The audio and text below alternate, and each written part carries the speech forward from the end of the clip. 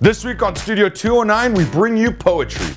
Studio 209 is sponsored by 209 Magazine.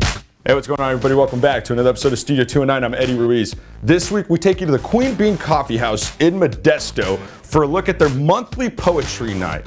Rhyming people, throwing some rhymes. Poets, that's what they call them. Let's take a look. The weary beams of illumination begin quietly seeking a place to rest, until finally being captured and enwrapped in the gentle and petite embrace of the morning dew. We are at the Queen Bean Coffee House in downtown Modesto. We're here on the first Tuesday of every month from 7 to 10 p.m. for our poetry night, which features a bunch of local writers. We have like features that come. Summer will coordinate to have a poet come in, maybe from out of town, maybe local, and then we have regulars that come each month. It's become its own machine. I sort of just post the event page on Facebook, and people I've never heard of or met show up and ask who Summer is and where the sign-up list is. So it's running itself essentially at this point. It's become something I never could have anticipated. When the guillotines come, all your tanks and guns and suits and bombs will be useless. In the war of attrition, hope is the only weapon. Streets paved with intention and walked without discretion. Marching for peace, but only finding release. Dignity is far and in between, but the least discreet. To dance is to sweat in a team that quickly learns to hug it out, because the girl who is hating on you one day may be the one who has to catch you the next. I have one life, and I don't fully understand what I'm doing with it. I'll give everybody a sec to snap.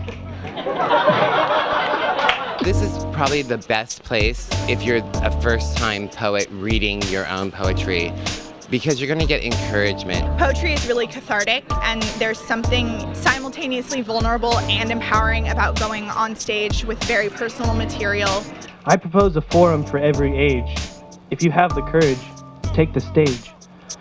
I want to hear poets young and poets old, heroes unsung and heroes bold. The dewdrop that slides down the stem of my heart, feeding my soul every nutrient it craves.